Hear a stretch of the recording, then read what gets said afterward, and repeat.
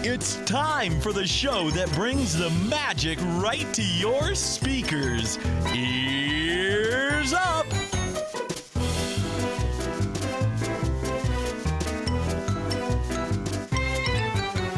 Hey, welcome back, everybody. Ears Up Podcast.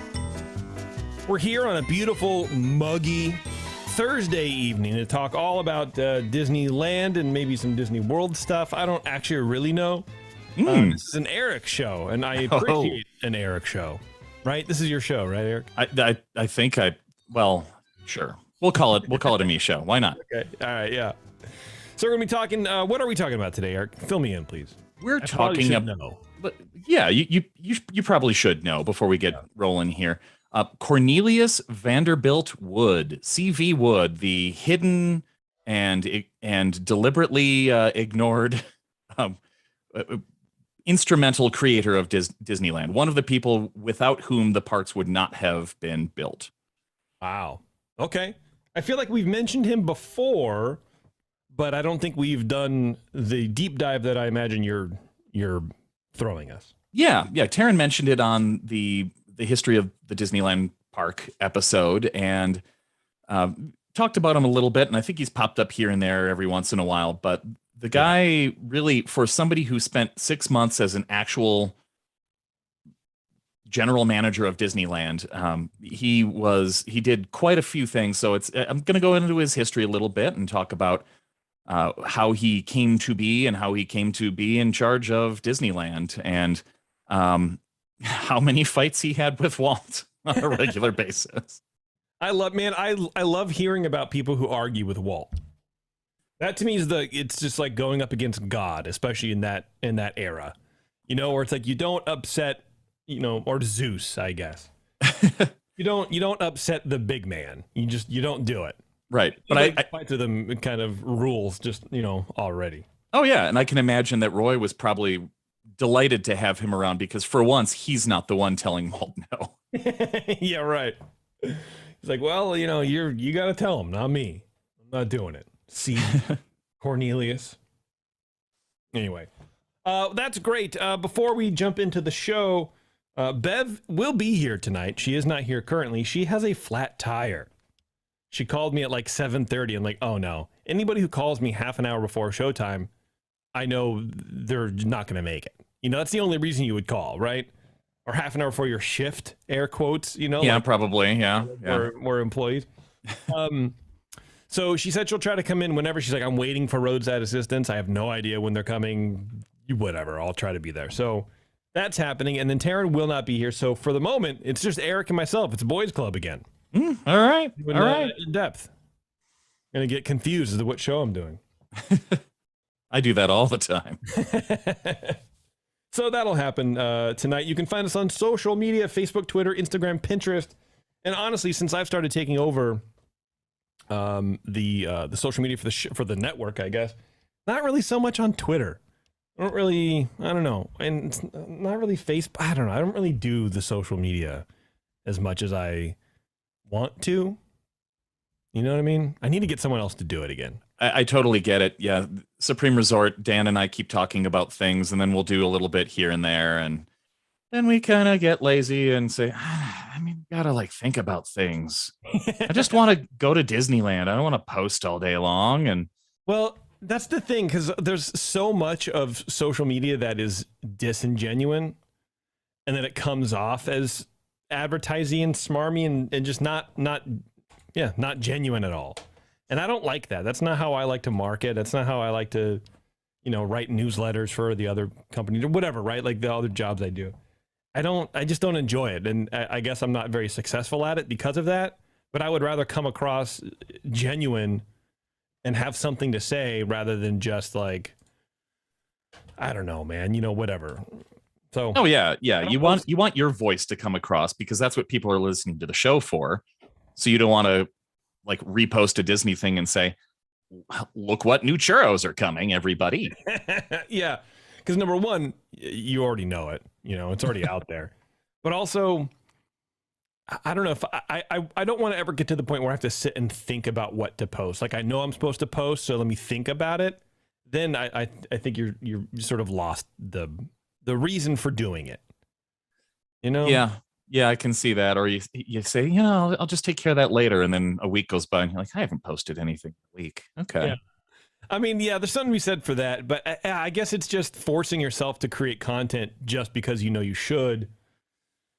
Yeah, I don't know. Then it takes the fun out of it for me, so then I don't want to do it. But anyway, we're that's what's going on with social. It's whenever I really feel like it. We're also on TikTok, I think is how you say that. I think we have 2 videos now on TikTok, and whatever. So you can check that out. I haven't seen them yet. Yeah. On my For You page. They're not great. I don't know, man. I'll have to seek them out. Yeah, you do. Follow us on TikTok. Concy Ears, you guys, they are helping people all over the country and possibly the world. I don't know. I haven't yet hacked into their back end yet to figure out who their customers are. But at least across the country, they're helping people travel to the Disney parks and beyond, for that matter. But mainly to the Disney parks in the best way possible, which is without any sort of worries or fears, you guys. Be perfectly ready for the parks. There's still tons of questions because Disney is really not forthcoming with information, or if they are, it's convoluted, or they change names, or the parks are just a big unknown right now just for crowd levels in general. So don't worry about any of that kind of stuff. Don't worry your pretty little heads about it. Contact Concierge. You go to concierge.com, buy your tickets from them, and then for no extra charge, they will help you plan your trip to the parks. They'll help you navigate the Genie Plus. Maybe they can sign you up for Disney Plus too. I don't really know. I don't know how that works. I'm sure we can figure it out. Yeah, wouldn't that be great? Yeah, can you guys also sign me up, please, for the Disney Plus package? I want all the things. Thanks. And I'd really like an Unwich from Jimmy John's. Unwich Beach Club, please. No tomatoes. It's an Unwich. Oh, that's when they wrap it in lettuce instead of a bun. Oh, I thought it was like instead of a bun, they just have 2 slices of onion. That would, that would be great. That'd be cool, right? Painful. Absolutely. Also, if you guys are looking for more ways to connect with the show and the people who listen to it, our Discord is up. The link to the Discord is in the show notes. Post it everywhere. But come join the crowd, man. We just hang out and we talk, post little memes, talk about the shows, talk about Disney stuff, talk about video games, new merch. It's kind of like whatever we want to chat about. And it's fun. It's a good time. You get to know your fellow listener, and hang out. Love on one another. We've been getting a lot of new people in there lately. It's been nice. Yeah, it has. It's been pretty cool. You see the new the new person alert. Actually, someone in the Discord posted the other day about the new Tiki mug coming to Trader Sam's. The Monstro Tiki mug. It looks pretty good. Oh, it looks awesome. It goes on sale tomorrow, and I'm disappointed I can't get it. But I don't have room for it really anyway. So what are you gonna do? But yeah, it's kind of cool, man. I like to see the Tiki bar getting some love every now and then. Yeah, and if you got $350, you can just buy it later. That's not how much it is. No, I mean on eBay. Oh, okay, yeah. Oh my God, I can't wait. Actually, that's a good reminder. I'm going to set a reminder tomorrow to look for that mug on eBay and see what people are trying to rip off other Disneyland fans. You won't get that here. You won't get other Ears Up listeners trying to rip you off like you would. Like Disneyland fans will just rip off another Disneyland fan just because. That's not going to happen. Oh yeah, no, we don't. We're not asking for all of your money, but head on over to Patreon, where for $20 a month, $5.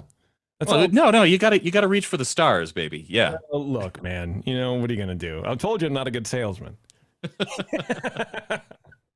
But Eric does make a good point. Go to patreon.com/EarzUp, and you can join and support the show for as little as $2 a month if you want. If you just want to support the show, which is totally great because shows cost money to run, and we have a good time doing it, and that's sort of beside the point. So, I can't, anyway. But for $5 and up, you can get access to the secret show, which we're going to be doing here in about an hour and a half. We do a bunch of Disney news. We have a drink we give you a drink recipe. It's not just us drinking. There's 500,000 podcasts out there that are just that. But you get the recipe that we're going to be drinking. You also get a discount on our Etsy store and get access to a whole bunch of other stuff. So check it out. Patreon.com/EarzUp. Ears Up. And then you can go to etsy.com/shop/coveyears, and that's where you can buy all of our cool shirts and a bunch of merch and stuff like that. Blah. That's it. I'm done. Okay. Somehow, I think. I don't know. You know what, Eric? You know what I had the other day? I don't. Our friends at the 21st Amendment Brewery welcomed the warmer weather with the release of their brand new hoppy Pilsner, Coaster Pills. With a label that depicts a magical portal into an amusement park of flavors, Coaster Pills has a good time around every turn. Coaster Pills is wonderfully clear and bright with a beautiful straw color and tight white bubbles. It has a snappy flavor with crisp lines and wonderful citrus, tropical, hoppy flavors and aromas. Plus, at 5.4% ABV, it'll help you coast right through your day like only the 21st Amendment can. Coaster Pills, as well as their summertime favorite Hell or High Watermelon Wheat, are available wherever you find great craft beer. Yeah, I finally got one. I finally got some Coaster Pills. I had to drive all the way to Pleasant Hill, which is about, 40 minutes away. So I got some before you because Yeah. I bought a case last month. Ugh. I'm annoyed because I might as well have just driven to the brewery. But it's really good. I was texting Sully. I was like, you know what? This is probably your best beer in years. Oh, it's great. Yeah. I'm disappointed that I only found that one case once. We don't get a whole lot of 21A out here, but when we do, I like to pick it up. You should. Let's see who's in the chat saying this thing. Brian is in the chat saying that those mugs are already on eBay going for about $200.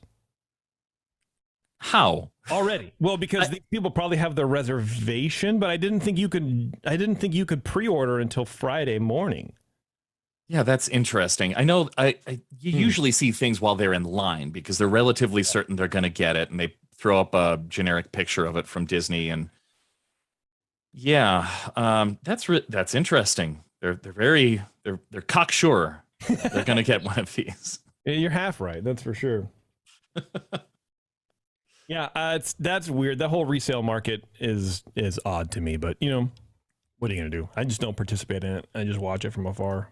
I would like to at some point on some level. I get it. I totally understand, but it's very predatory. That's a great idea from Mike. Buy the $200 mug and resell it for $500. You might be able to pull that off. Yeah, that's good. That's basically NFTs. This is ask people how well that's going. All right, Eric, let's talk.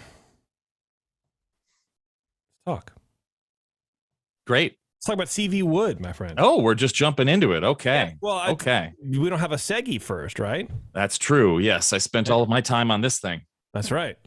And Bev's not here. Not that she had one anyway, but. Okay. All right, going for it here. CV Wood, named Cornelius Vanderbilt Wood Jr., born on December 17th, 1920 in Waynoka, Oklahoma, died March 14th, 1992. Oh, spoilers, dude. Oh, yeah. Well, we're just jumping all over the timeline here. His friends knew him as Woody, and he has a very similar backstory to Walt, but he's a little bit edgier. And eventually he became, as I mentioned at the beginning of the show, he became the first real employee of Disneyland. He was the park's first general manager. He was the executive vice president of the park. And he was probably one of the first people to be fired. I don't know about that. 6 months. I'm sure Walt hired some, First in, first out, man. Right. I don't know. But let's get into his backstory here. Like I said, he did start out with a similar backstory. He was not wealthy. He was born to farmers, but he was a big fan of movies. So he spent all of his money that he earned helping out on his parents' farm, heading to the cowboy movies, and he wanted cowboy gear to look like his favorite stars. So once he got his nice setup, part of his cowboy outfit came with a lariat. Oh. So he started learning rope tricks at a young age. He would watch the movies and try to imitate the rope tricks that he would see cowboys do in the movies. And he would talk to the ranch hands and learn how they use their ropes. So he blended together this practical experience for actually roping cattle. Yeah. And with the showmanship that came along, he became a showman himself and would impress his friends and parents. He was a con man at a very early age who earned money by gambling. My dog just triggered my chair and I fell to the floor. Like, wow. Eric is falling in slow motion somehow, but still talking. And I respect that. Right. That's good. He's owned by your dog. He I wish, like, next time if you fall, I need you to embellish it a little bit more, because that would be the perfect thing for our TikTok channel. right, fling the chair up in the air. Ah, your shoes come off, hit you in the face. Great. Yeah, that's good. People love that. People getting hurt. Yep. Yes. So he earned money by gambling. He also started a store. When his family lived near Amarillo, Texas, he would go downtown and buy candy in bulk, and then go back to school and sell it to kids for a profit. That is such a common thing. I did that in middle school with Airheads. I'd buy a box. You buy the full box. Yeah, buy the full box of Airheads, which is, I don't know how many were in there, and then you try to sell them. But it doesn't really work, especially with something you like, because then you end up eating all your profit. Oh, see, you got to have some discipline. That's right. That's right. That's why. Watch those margins. That's why I don't sell pills. No, I'm kidding. Yeah. So what was he selling? Candy, you said? Yeah, just candy. I don't know how, as a kid, you can have the kind of self-control to enable yourself to earn a profit. Well, selling candy. Yeah, he wanted to earn money. He wanted to have a better life than what he was kind of starting out with, even though his family weren't poor, but he just liked having stuff and liked impressing people. So yeah, just, a little hustle there. That's true. My brothers would sort of prey on each other. My brother, the middle brother, I'm the youngest. My middle brother Pete would lend money to my older brother Paul, but charge him interest. It's like, okay, nice. Cool. But like 50%, like just serious, like predatory. Yeah, I guess maybe it's not predatory. I don't know, but it's very yeah. And he would get mad, and they would get into fights over it, and he was like, "Then don't borrow the money. I mean, right. What do you want? What do you want from me? You don't have to play into it." Yeah, like, God, man, kids. I never had that really like go get him attitude when I was that young. Well, this attitude helped CV quite a bit. He won a talent show with his lariat skills. So he was very proud that he was self-taught, but he beat these other children who were taking ballet lessons and piano lessons and such. And he won the school talent show. And when his parents told his grandmother about this, she said, "Hey, let him come to LA in the summer. I want to see if I can get him into some vaudeville theaters." Oh, wow. That's how far away. That's how far back this was. Oh, yeah. Yeah. So by day, he would hang out in the pool hall that her boyfriend owned. Nice. And learn dirty jokes and schemes from old men at the pool hall. This is like an 8 to 10-year-old kid. This predates CPS, I imagine. Yeah, probably. Okay. Yeah. And at night, he performed in theaters around town. She would book him gigs, and he'd do his lariat tricks at theaters. Man, what a cool life. Already, this kid is cooler than I'll ever be. Right. To show you how cool he is, he basically made his own gang. It started out as CV and the Bomber Twins. But after he made a lot of friends through Boy Scouts and all of his schemes. So there was this group of 9 kids that hung out all the time, and they called themselves the Bombers. He was absolute. Dude, these kids are the toughest children you could ever imagine. Oh, kid. Yeah. This kid's like a little Tom Sawyer. Oh, yeah. And reading accounts of this, he's doing all the classic pranks, putting a thumbtack on teacher's chair. Oh, God, I would love. I distinctly remember like talking about doing that in school, but nobody ever did. We didn't have the cojones to do it, but this TV would. That's why he made something of himself. Oh, he's going for it. Yeah. Yeah, he was absolutely loyal to these friends. They all had this bond of trust. They were his family just as much as his actual family were. And they just did pranks and tried to score booze. Damn, dude. Right. And I thought I was cool in my 20s, doing the same thing. Right. Well, Trying this to kid's sort of doing it in little his, breaks. tweens and teens. And I love it. So he made a pledge with everybody that the first boy in the group to earn $1 million would give 10 grand to each of the rest of the boys as seed money to start doing, doing crimes. I don't know, getting better, getting out of, Texas. So it was kind of nice. I'm sure that if that actually, I don't know if that actually happened, but I do like the it's basically the rise and grind mindset, where he's not just sort of being a little turd just to be a turd. Like he wants to, get out of his lifestyle and have a better life for himself. Yeah. It's like, oh, I just want to, 10, 100,000 million sneakers or whatever. Right. Right. Yeah. He wants the sweet life and he knows how to get it.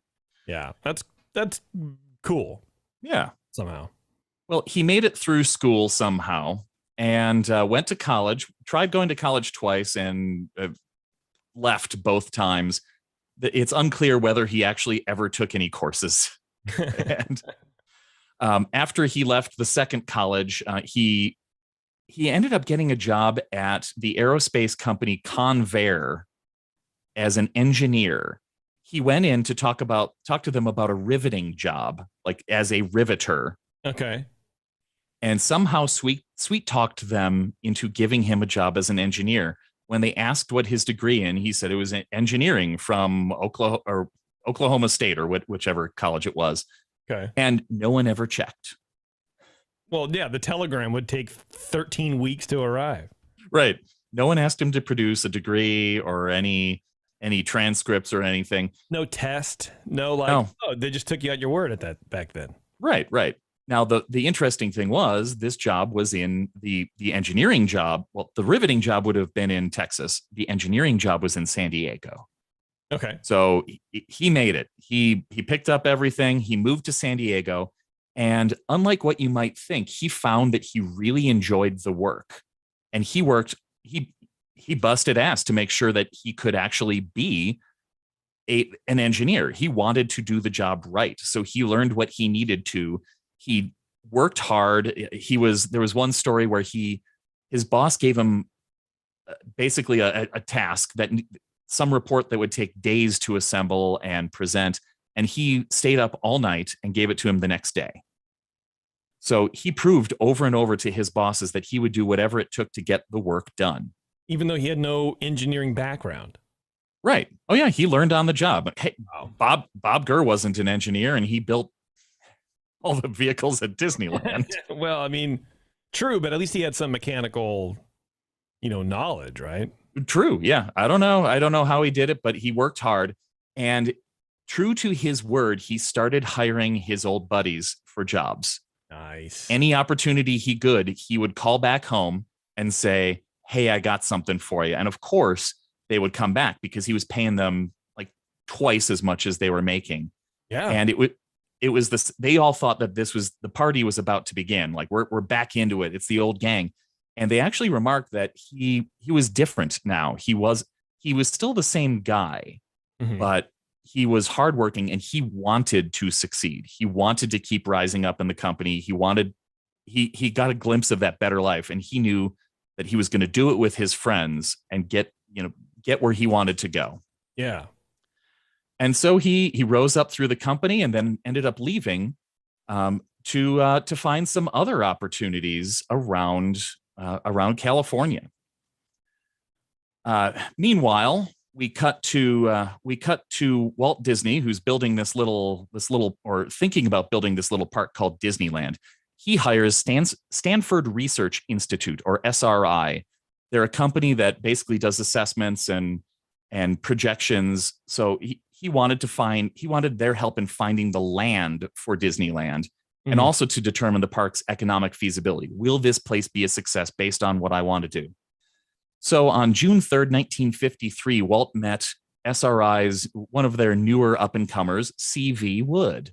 Oh. Who was basically an assistant of one of their senior analysts. And Woody helped convince Walt early on that he was thinking too small. Walt wanted this parcel of land because look, Herb Ryman drew this thing and I want it to be there. And Woody was the one saying, you're going to need parking lots. You're going to need more. And kind of pissed Walt off because he kept telling him, no, you're wrong. This is what you need. But he eventually convinced Walt to make it bigger. And SRI did their job. They were paid a large amount of money, a large sum to do this feasibility study. And in the meantime, Woody is helping out with all of these things. He's learning the industry. He's visiting parks and zoos. He went to the Tivoli Gardens in Denmark. All of these inspirational amusement parks that you hear about, that these things informed Disneyland. He's going out and seeing it. He's watching lines, understanding those dynamics. He was the one who realized that if there isn't a line, people aren't going to pay a ticket for it. There need to be people online. Otherwise, well, obviously it's boring. So he's the one who is credited as telling Walt, you need to start out your day like Jungle Cruise. You start out with 2 boats on that river. And by the end of the day, at its peak, you've got 10 going. But you got to lower the ride capacity when there aren't as many people around so that people will see, oh, this is cool. They want to wait in line because they know that's valuable.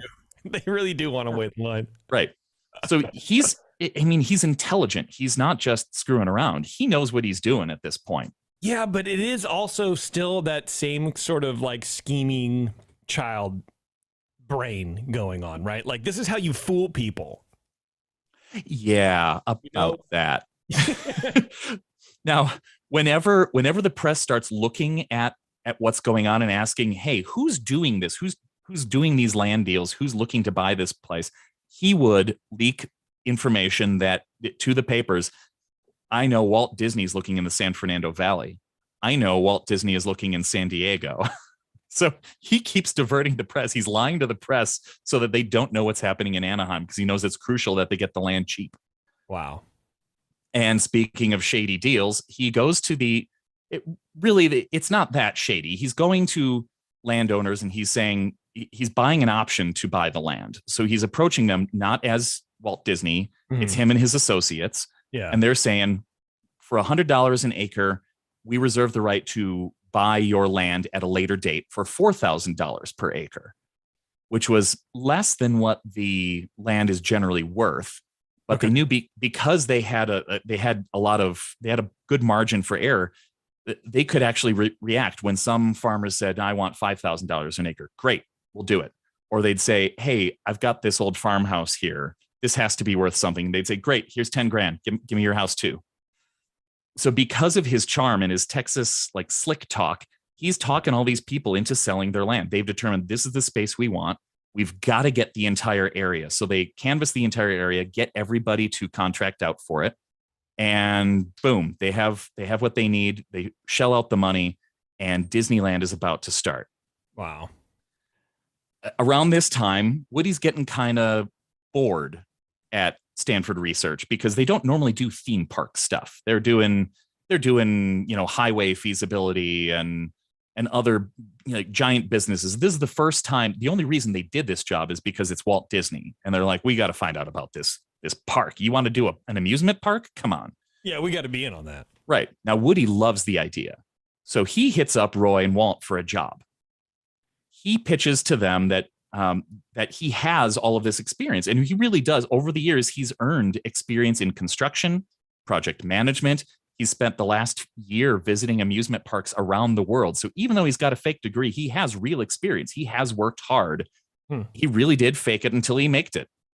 I mean, I don't feel like you can do that now, but I guess you can. I mean, if this took place in like the 90s or the 2000s, this man would have had a true crime podcast about it by now. Yeah. You know what I mean? Yeah. And the crimes haven't really started yet, but we'll get there. Okay. Now, Woody gets hired by Roy, convinces Walt to hire him. Walt doesn't really like him, but Roy likes the idea of somebody else that'll help him stand up to Walt and say, hey, this is what we've got to do. He's very practical, whereas Walt is very artsy. So on April 5th, Roy hires Woody as the park's first actual employee. Now, Walt never really trusted Woody. He found his approaches to be a little too slick. He figured he was doing something unethical, but really couldn't put his finger on it. He preferred straight shooters like Roy. Yeah, it sounds like their personalities would clash. Yeah. Yeah, I get that for sure. Yeah. Day one, he actually warns Woody. He says, starting out at vice president means there's no room for advancement. So you better be good. Subtext, do this job right or you're gone. Right. Yeah, exactly. I mean, that's a tall order to tell a new guy. And Woody never trusted Walt because Walt was moody. I mean, we all hear about Walt's moods. Walt was too tough to read, and Walt didn't fall for Woody's like slick talk. The Texas charm did not work on Walt. They're both men that came up from poverty and made themselves something, and Walt just wasn't having it. So Woody decided that he was going to surround himself with his old cronies like usual. So he started hiring up his old pals. Not everybody was worthless. He really wanted to find people that were good at their jobs. Again, his in general, the pranks and the shenanigans, they weren't around. He really wanted to do a good job with this. So one of his old time pals, Van Arsdale France, was hired. But if you, like name. Oh yeah. But Van France is a legend at Disney because he's the one who wrote the original training manuals for the parks. Oh, wow. He's still in parks history. He hasn't been scrubbed out like his pal CV. And Woody also hired Admiral Joe Fowler. Oh. He's the one who convinced Walt, hey, this old guy knows what he's doing. We need him to build the Mark Twain. Wow. Kind of neat. I like that. Yeah, and he's the one that's putting this crew together. These are the people that are building the park. Now, here's the first crime. The first outright crime. While they're working on demolition of the area, there were a few houses that they didn't have permission to just destroy. They needed permits from the city of Anaheim to do so. Okay. And Woody decided that might take too long. Also, one of the houses had an insurance policy on it. Okay. He gathered up several of his pals, bought a bunch of whiskey and beer, and at some point in the night, gestured toward the houses and said, "Wouldn't it be a shame if these burned down?" Now, Van France, who wasn't the one who started the fire, retells this as saying he was there. He claims somebody dropped a match and the house went up. So he went back to Woody's trailer and said, "Hey, this house is on fire." Woody responded, "Have you called the police yet? Or called the fire department yet?" "Nope." "Great." And Woody looks out the window and goes, "You burned the wrong one, you idiot." And instead of just burning down the one house for the insurance money, they decided to let the entire thing burn before they called the fire department. God. You weren't kidding when you said the crimes hadn't started yet. Right. Yeah, and this is, I mean, there are multiple people that attest to this, that Woody told them to burn down that house. Who lived there? Do we know? I mean, do we know details about that? That'd be an interesting interview. I don't know which. Well, everybody had left. Okay. They had already left. It's just one of the houses. They were waiting. Right. They wanted to move the house. God, oh, even better. Right. Okay. They wanted. The other houses were vacant and had been purchased by Disney, but that one house still had an insurance policy on it, and the family wanted it moved to a new location, and they just decided to burn it down. They cited act of God, and nobody really questioned it for a long time. All right. I love insurance fraud. Yeah. I mean, because that would get the Disney company in big trouble, too. Oh, absolutely. It's very much against the image of Disney. Right. But there's more. Okay. There's so much more. All right, good. Woody was also in charge of getting money for the parks. Same. Early on, he realized that Walt was not doing well at enticing the big investors. Walt got ABC to sign on, but he had talked to Hallmark and Coca-Cola as well. They were more interested in touring the Disney studios and learning about how movies were made than actually investing in this park. They didn't care. Of course not. I wouldn't care either. I want all the tours And then, like, yeah, I got money, we'll do it, but I want to know all the things that I want to know first. Mm-hmm. Well, Like, but they didn't give the money. They wouldn't. They thought it was dumb. A CV wouldn't. Right. Well, this is when Walt's talking to them. Now, as Walt, we all know the story. Walt sold his life insurance policy and he financed everything he could. He went deeply into debt to make Disneyland a reality. All of those things happened, but the park actually got built because Woody rolled up his sleeves and got to work. His first deal, he went to Swift's Meats, a meat company in Chicago, and convinced them to develop a restaurant and pay $110,000 per year as a lessee. After he figured out the initial pitch, he kind of failed at first, but then he went back in and he sweet talked the CEO, got him to sign on.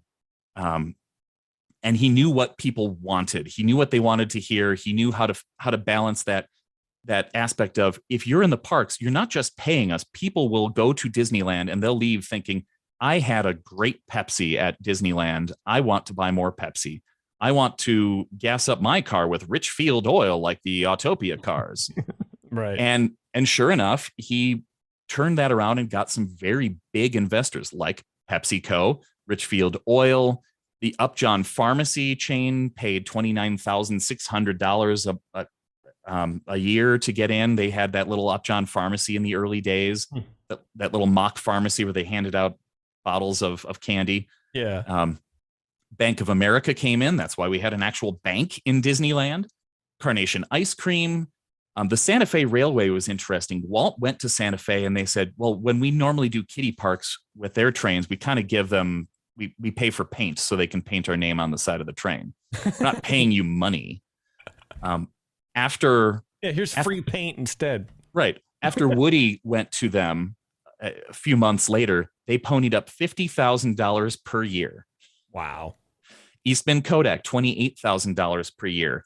He also got a lot of smaller companies in. Sunnyview Farms, Yale Locks, the National Lead Company. Oh, yeah. Good. Dickinson's Jams and Jellies.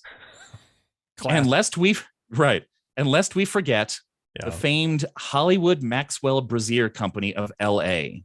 Ah, there we go. C.V. Wood was directly responsible for booking the Wizard of Braz himself. I kind of missed that story even more now. I like the lore of it even more, like a smarmy, slick salesman. Right. I mean, that's basically one of like his little pranks. It sounds like it might. You know what I mean? Maybe that was the motivation behind it. Like, this is gonna be really funny. Put a bra store in a kid park. I don't know if maybe that was part of it, but he knew the owner, Hendren Norris, who was another old friend of Woody's. So he approached him and said, "You got to get in on this, man." I would bet money that's exactly what it was. Where he's like, this is going to be funny. Walt needs money.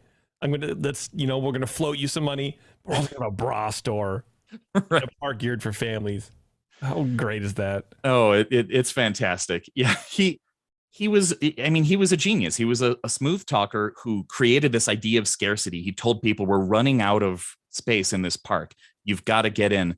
But once there was this snowball effect, everybody wanted to get in. They couldn't miss out on the opportunity to be part of Disneyland. Sure.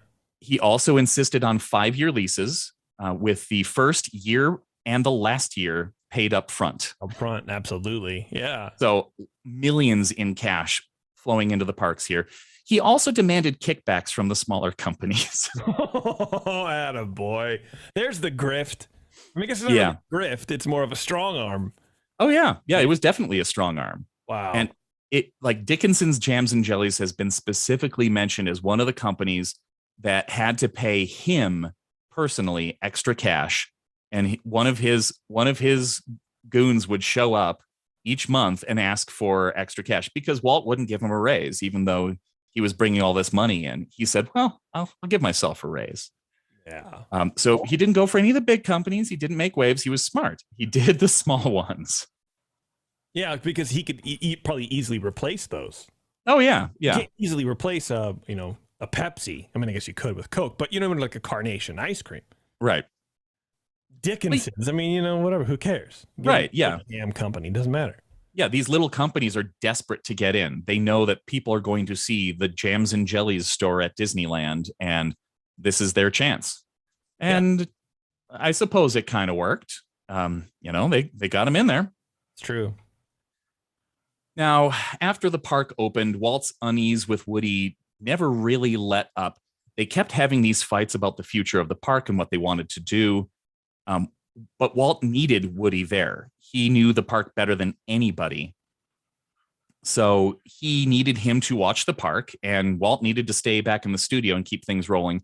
All these stories of Walt coming and visiting the park, I'm sure they're all true, but he needed somebody there every day to handle things. He had hired most of the people that were working there. Oh, sounds like Bev's coming on. Hold on. Let's take a pause here. All right. Give me her breathing and typing. Actually, you know what? Sorry, I thought I was muted. No, that's all right, man. Let's take a quick break, everybody. All right. Right back. We're going to hear more about CV Wood. We're going to, see how Beverly's time with the roadside assistance man went. And, all that kind of fun stuff. Hang it tight. We'll be right back. All right. Hi, Bev. Hi. Hi. I have to fix this. Yeah, you do. Right.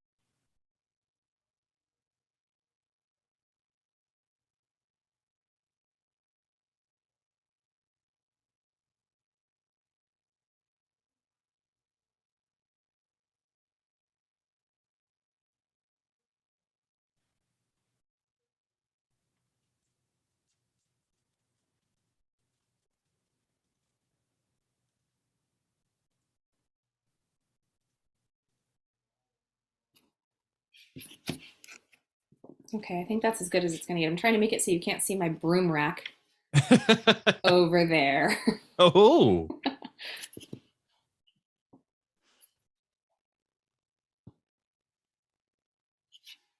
I think that's it.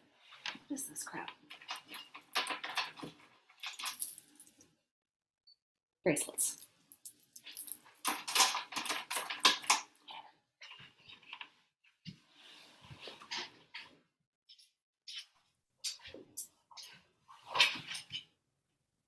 You had an adventure, man. Oh, man. Yeah, it was not cool.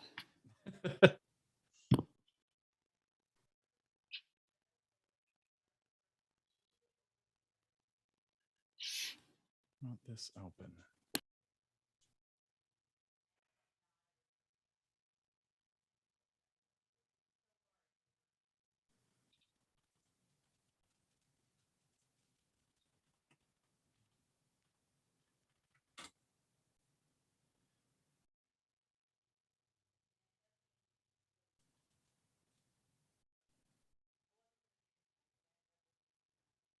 So how long were you in transit? An hour and a half. Oh, great. From beginning to end. Oh. So not the worst. I had thank you. I locked my keys in my car once at a car wash. Like one of those ones where you like wash your car yourself. Okay. So I was vacuuming out my car. Thank you, Sam. I need this. I was vacuuming out my car, and I remember the hose hitting the switch thing, but I unlocked it. But I forgot that if all the doors are closed, within a certain amount of time of unlocking it, it'll relock. Oh. Or no, that's actually, I'm sorry, that's not true. I knew that the doors were locked, but the back of my car was open, but that actually locks automatically. And so I was like, I need that. Put that on. Yes, thank you. Anyway, so long story short, I was sitting there outside because I couldn't sit in my car under a tree for like 3 hours. A tow truck came in and was like, but it wasn't for me. It wasn't like roadside for me. And I was like, how much would it cost me for you to unlock my car right now? And he was like, $250. And I was like, you have a nice day, sir. Wow. Come on. Yeah. Oh no, he would have pocketed the whole thing. Like it wasn't. Oh like, yeah. It wasn't a call. I was like, it's fine. I'm just gonna sit here and live my best life. And they eventually showed up and all was well, but oh man. it happened. I haven't had a flat tire in I don't even know how long. They've always been like at home. Like I wake up and I go to leave and I'm like, oh crap, my tire's flat. Oh yeah. I was worried when I got back to my car on Wednesday when I got back from California. One of my tires was low. Mm-hmm. Like distressingly, this isn't driving right low. And of course, I went to the gas station by the airport, and there were two air stations there. One didn't work. Shocking. And the other one had a police vehicle in front of it with no police person in the vehicle. So I couldn't get to it. Oh, so it was like one of those situations where they just have the car parked there. Yeah. That doesn't surprise me. Yeah, they had it parked there. It was running. They were in the Wendy's getting something. Okay, fine. I'll keep going. I stopped at one other gas station on the way, also broken, and said, forget it. I'm going home. I'll just air it up at home. Yeah. Which of course I didn't. And I did it today on my drive down to work. Yeah. But I was worried it was going to go. I was driving behind Sam today and I was like, funny, I was driving behind him earlier and I was like, I called him and I was like, your back right tire's low. He's like, oh yeah, no, I know. And I'm like, I can like see it. I can see that it's low. Fix that. Did he get a flat tire? Nay. Can you be closer, Beverly? I can. To the microphone? Yeah. How closer? That close? Tap your microphone. Is it not the right one? Is it not? It's not the right one. Son of a biscuit. Nope, you're right. It's not. Of course I'm right. Oh, shizzle.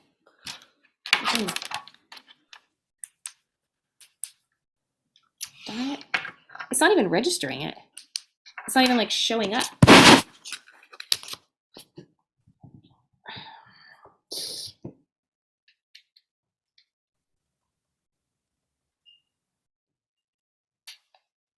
Okay, the light turned on. There we go. I can hear it. There we go. Oh, yeah. Is that better? It's better. Yeah. Apparently, I just needed to plug it in. Yeah. Well, that's you know, that helps. You know, All right. So can you bring it closer to you? I can bring it right in front of me. Perfect. That's great. Give me a sound. Like a sound or just talk? You doing okay. good. And then Eric, where are you at again? I am here. This is where I'm talking. I think that's good. I think that'll be fine. Okay, let's come back. Hold on a second.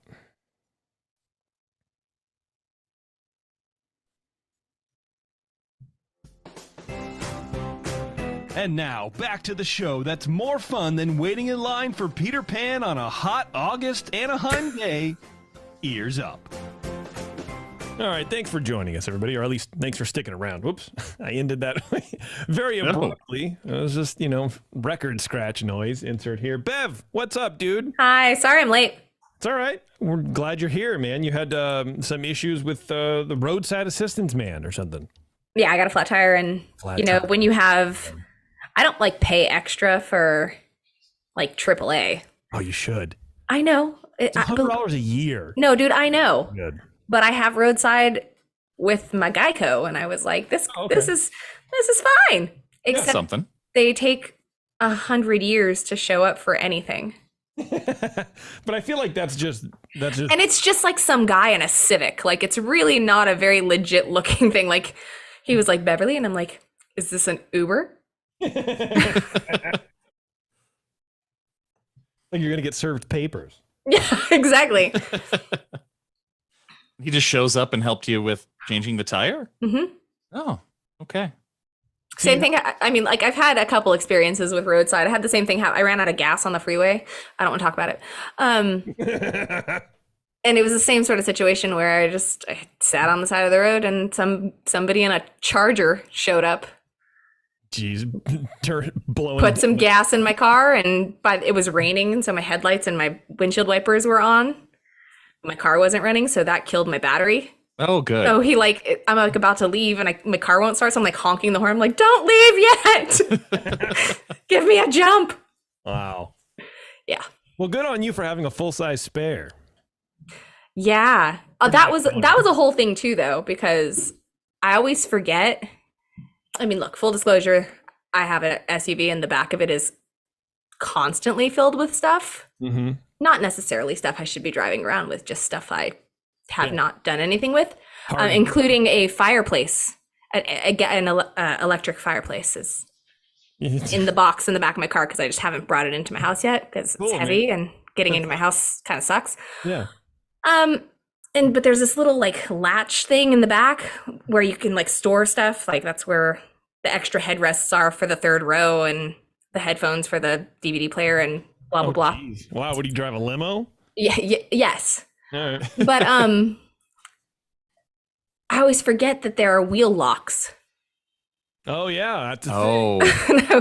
He's like, so where are your wheel locks? And I was like, son of a. So I had to like move all this crap around, lift. It was, yeah. Just keep your wheel lock. It's because it's just the key for the locking nut, right? Just keep Yeah. your wheel locks. Yeah. You put it there. Dude, this is I know this is a reoccurring thing. This happens every time I get my tires changed. Like every time I get them every single time. Do I do anything with it? No. Am I going to? Probably not. Probably not. Well, Am I going to learn from my mistakes? Nah. No, of course not. All right. Well, we're learning about CV Wood, Bev. Okay. So far I've learned that he was pretty cool. Okay. Basically, CV Wood is sort of like, the kids on like the Bad Kid Island in Pinocchio or whatever. Yes. That's him. I don't think that's what that's called, but yes. Oh yeah. All those kids are basically just embody this man. Okay. Yeah. So there you go. And Disneyland wouldn't have been made without him. The end. True. Yeah. The end. All right, Eric, let's go. What do you got? All right. Where are we in the CV Wood CV? Ooh. Oh. Well, Disneyland is open. Walt is fighting with Woody all the time about what they want to do at the park and what Wood thinks is better. He looks at Walt as this, artistic genius sort of guy, and he needs to have a lesson in what practical things happen in a theme park. And then Walt wanted to put in a circus. The Mickey Mouse Club Circus opened November 24th, 1955, against massive objections from Woody.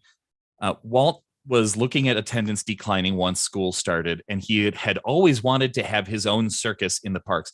They don't talk about this a whole lot because it didn't go well. But in the original drawings from Herb Ryman of the park, he made sure that there was a circus area because he wanted to do his own circus. He thought that this would kick up attendance. Now, Woody got the point, saying anybody can go to a circus anywhere in the country. So why would they pay 50 cents to see Walt's circus when they're already in his theme park? And that's an interesting point that the Mickey Mouse Club Circus was the first hard ticket event at a Disney park. Wow. Several months in, Walt finally conceded a bit and decided to admitted that it's a little bit of a gamble. So he paid for the circus and what he tends to do. So he pays for it through Walt Disney Productions instead of Disneyland. And he leased the land from Woody. Wow. Now the circus opened up. It was in an area that is now basically the Matterhorn. It was right next to Holiday Hill, the large mound of dirt where teenagers used to make out. And even though the opening day event was Fess Parker as the first ringmaster, Fess Parker, Davy Crockett himself, even though it was advertised a whole bunch and it was on Thanksgiving weekend, it was a huge flop. The place was barely half full on opening day, but who wouldn't? I don't get the problem here. Who wouldn't want to spend a full 90 minutes at a circus when Disneyland is right outside that tent? Right, and it's not like they had the hours that we do now during the day. Right. You're going very limited time. Oh yeah. The circus, aside from being unpopular, was also problematic. The clowns were frequently drunk. And combine that with the reason it's called the Mickey Mouse Club Circus is because he'd have the kids and the adults from Mickey Mouse Club doing some of he hired a professional circus troupe to do the circus stuff. Mm-hmm. Like, these are professional clowns. These are professional trapeze artists. Yes. Drunken. Yeah. Carnies. Right. Yeah. He hired carnies into his park, but they're hanging around the wholesome Mickey Mouse Club kids backstage. Pour Annette Funicello. Right. The animals were barely trained. A panther apparently bit the paw off of another animal. Oh my God. Because it was too close to its cage. And there was also a wardrobe accident where one of the trapeze artists had her top fall off mid-flight. Oh dear. Causing a very large scandal for its time. Wow. Woody confronted Walt and said, "Why don't you cut the showtime in half?" And Walt basically told him, "Why don't you shut up?" And they had cut you in half. They had a shouting match in the middle of the park. But the show closed very early after only a few weeks running. Wow. Yeah. Yeah, because they didn't repeat that wardrobe malfunction. Right. You know what I mean? That was very popular amongst Disney dads. Yeah. Now, Walt continued to fight with Woody over every decision, and Woody reported that he never knew which Walt was going to show up for work. Was it going to be the happy guy who was proud of what he had built and who wanted to explore the park and meet people, or was it angry Walt who was going to shout at Woody for every decision he made? What is he, me? There you go. Now, at this time, there's still other restaurants opening up. And the Maxwell Coffee House was one of Woody's latest gets, one of the newest people to join the lease program. And the restaurant was behind schedule. The official reason Walt got upset with Woody was that the Maxwell Coffee House was opening late, but everything was opening late at Disneyland. Why this particular thing? All signs kind of point to Walt finally learned about how Woody made his cash. One of Woody's bagmen bought a house a few months after the park opened up. Oh. So he was getting a little flashy with things. He was on TV. He was in the newspapers. This was C.V. Wood, who helped design Disneyland, and Walt was not happy with the press, and he definitely wasn't happy when he found out that one of his employees was getting rich. They haven't seen Goodfellas? I mean, come on. You don't go flash your stuff. You don't go buy a car. That's right. How you get whacked. What are you doing? Oh, there you go. Whacked like a mole. Now, for a Christmas bonus in 1955, Woody was given $10,000, which is that's a lot of money then. Yeah, from the company, from Walt? From the company, yeah. Walt paid him $10,000 as a bonus. And in return, Woody stole a bunch of files containing park figures and attendance figures and blueprints, that sort of thing. And he hid them in his house. To what the heck? Well, you get to it, but why? We'll get there. Okay. Very, very soon. On February 1st, 1956, Wood's official departure was announced. It was said that he was resigning, but he was very obviously fired from his role. Walt hated him. He found out he was stealing money from him, so he quietly paid him and got out. He didn't want news coming out about the shady dealings happening that were very non-Disney. But consider that the big question, how long did Walt know? Did Walt really just find out after the park opened, or is there a potential that he knew along the way but realized that Woody was the one bringing in millions of dollars in leasing fees that were directly responsible for the park getting opened? I don't know the answer to that question. He must have suspected it. I mean, Walt's not a dummy. And that's it. Or wasn't Roy the one in charge of the money? Somebody was like, something's not right here. This doesn't make sense. Yeah. And maybe they were just hesitant because, again, like you said, because I feel like Walt, it's one of those things where if he thought about it or if he looked into it at all, he would know. So he would rather just plead ignorance and not know because his park is on the line. Like you said, he's bringing the money in. So I think it's a little bit of both, honestly, because Walt just wanted the thing to get done. You know what I mean? I mean, that's why him and Roy were touring Germany, and meeting with the Nazi party in Germany to get their films over in 1935. Right. That's pretty bad, right? So I think whatever C.V. Wood and him are doing, it's not. Yeah, I don't know. I feel like Walt's like, look, dude, we were in bed with the Nazi party 20 years ago. This is fine. It's okay. Oh, yeah, of course. Well, the story wasn't over for Wood. He went on, he took those plans and he started branding himself as the master planner of Disneyland. Oh. Walt sued him for that title. Really? And succeeded. He didn't seek financial damages. He just wanted him to stop saying, "I built Disneyland." But he kind of did. I mean, he kind of did. I mean, did he build it or design it? Well, or yes, sort of neither. He was the guy on the ground making things happen. Right. Yeah, but he was very much involved in the actual construction of the park. He oversaw construction. He oversaw the fundraising. He had his fingers everywhere in there. I'm sure he didn't swing a hammer, but he hired the guy who did it. Yeah, well, if he swung a hammer, it wasn't at a nail. It was at someone's hand. Someone's kneecaps. Yeah. He's going to the Dickinsons about their jams and jellies and saying, "Listen, you better pay up." That's right. Well, he went on to open up a whole bunch of other theme parks around America. Wow. His first full park that he designed was Magic Mountain in Golden, Colorado, which operated from 1957 to 1959. Okay. It did close, but it was bought out by another company, and it reopened as Heritage Square, and it existed until like 2018. Wow.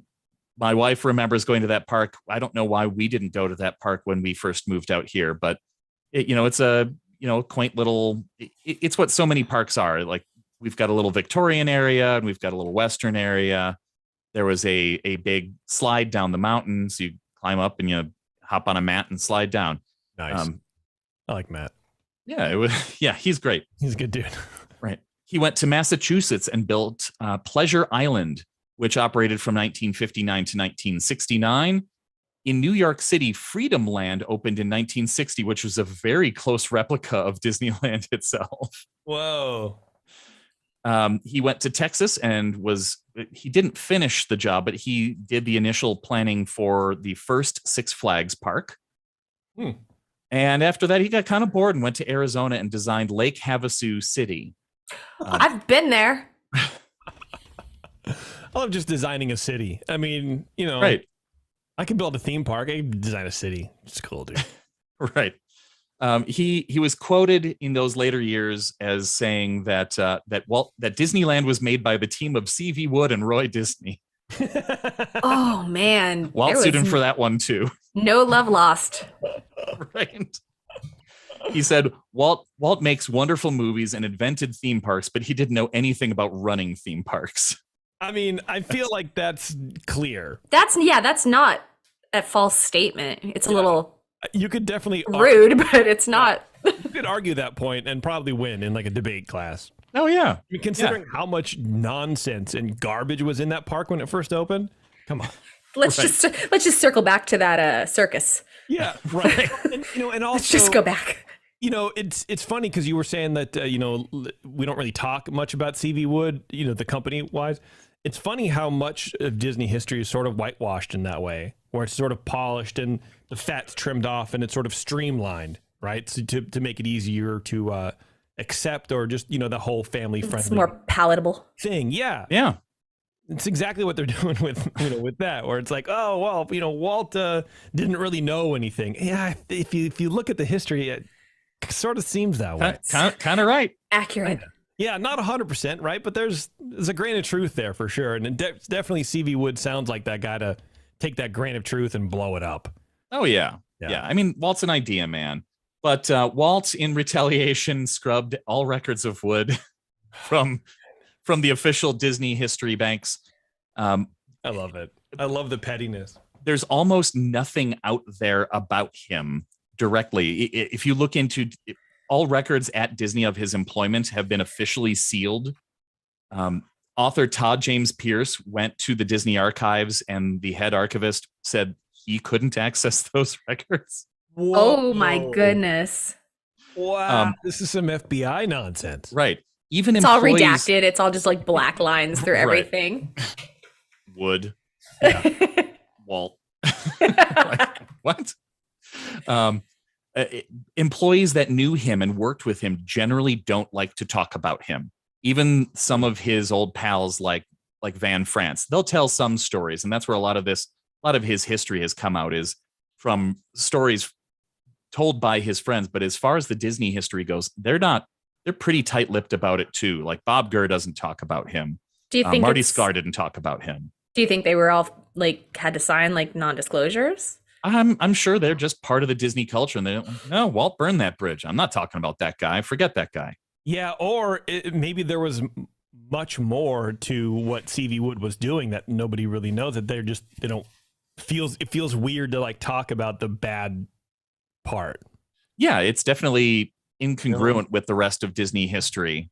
Yeah, but like I wonder if it's just there's some coworkers that you have where you're like, I don't even really want to like talking about this person. Just makes me feel yucky. weird. Yeah, and I wonder if that's CV Wood to these people, or that I'd rather not mention him and talk about it because he was so you know what I mean? Maybe he did things that are far worse than what we know. I mean, yeah, sure, like grifting some people, okay, that's not great, but you still talk about it. Wouldn't you murder somebody? Like, right. Yeah. So it's it's one of those concepts that was lost for a long time. Jim Hill did a lot of searching. Jim Hill of Disney podcasting and such fame. Now, a lot of what I got here is there's not. If you search, there's not a whole lot out there. But Todd James Pierce wrote this amazing book called 3 Years in Wonderland, where he has gathered a lot of primary sources, newspaper articles, interviews with employees and with friends of CV. And he put together a really great narrative. He's got it really well written out where it's not dry. There's a lot of actual quotes from people. It's a super interesting read, not a long read. It really goes through the narrative of here's this guy, and it tells the story of him. It goes into his history and then gets into the whole Disneyland part. 2/3 of the book is just the building of Disneyland, and it's fascinating. I've read the book twice. It's really good. Interesting. Yeah. So he's he's just one of those fascinating figures that we don't hear about anymore because Disney said make him disappear. The power of Disney, man. Serious, I was just gonna say that. That's kind of crazy. They can just disappear someone. Yeah. Now you can't so much anymore, but yeah, man. I mean, so the biggest takeaway that I'm getting from this is he's probably not going to get a window. Yeah, probably not. He's not going to be. He'll never be named a Disney legend. Jury's still out. I mean, he's been dead for a while. He fits the definition of a Disney legend. I mean, he imparted he had a lot of impact on the company. But you know what I think we should do? We should start a petition. Oh, Jesus. For the window. And that for sure will do it. Yeah. Look, change.org, everybody. head over there.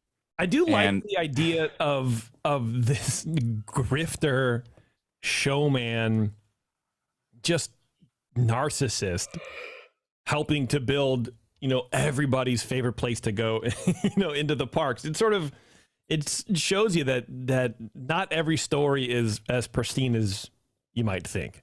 Right. You know what I mean? And so in like the days of cancel culture, which is sort of more of a pejorative, I guess, these days, if I use that word right, where it's sort of meant to be a negative. Mhm. It feels like, well, if you really knew how Disneyland was built, would you still go here? This person ripped off small businesses and, skimmed off the top, and, he was still But they employed. probably made some money too. I mean, they're in Disneyland. I don't know. I'm just saying. I feel like never look too deep into a company's history Right. or an actor or someone, you know what I mean? Like, it's just, don't worry about it. I guess. I don't know. Sure, why not? Eric, you got it? That's it. I love it. Good job, dude. That was interesting. Thanks. Yeah. Yeah, he's a fascinating guy. I've been wanting to talk about him for a long time, so seemed appropriate. You did it. Sort of my hero of the, like, he's very Disney, but I don't know. It was like his superpower is to just take all this negativity and put it into something positive, even though it's, weird. Well, it's also so different. Like, you really don't hear stories like this. No, especially not Disney. I mean, it's sort of like, Yeah, well, that's what I mean. Like, Right. specific to Disney, you don't hear Yeah. this kind of stuff. wasn't it like the movie Casino where De Niro like really wanted the casino to actually run and be a legitimate business, but the mob came in and Right. just sort of ruined it and then ruined him. And it was like, oh man, sort of like that, but better ending, I guess. No one got blown up at the end. Silver lining. Alert. Yeah. Okay. Well, I had a bunch of Disney news, but it's getting late. And so I think we're just going to save it for the secret show. Okay. I think that'll be it. Bev, thanks for joining us. Hey, glad I could make it for the last 15 minutes. For sure. I really do appreciate it. Hold on, I gotta find this. I think it's this right here. There we go. All right, everybody. If you're listening live, we're going to be joining you over on the Secret Show feed in just a second. Actually, we'll just probably flip over now and go live, and we'll all go make drinks, and we'll come back here in a few minutes and tackle the show. If you're not listening live and you want to know what the hell the Secret Show stuff is, patreon.com/EarzUp. Become a Patreon member, $5 a month or more. And you get this and all the previous Secret Shows, all that kind of fun stuff. All right. Thank you very much, everybody, for tuning in. Appreciate it. And until next time, we'll see you in the parks. Bye.